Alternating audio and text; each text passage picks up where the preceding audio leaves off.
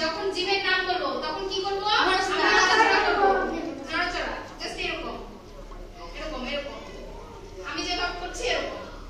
আর যখন আমি জড়র নাম বলবো তখন স্টপ স্টেচু হবো। আমরা সবাই স্টেচু হবো।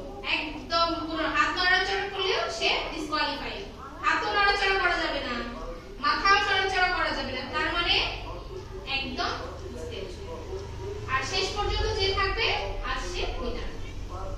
আচ্ছা শুরু। Ready 1 2 3 start. টেবিল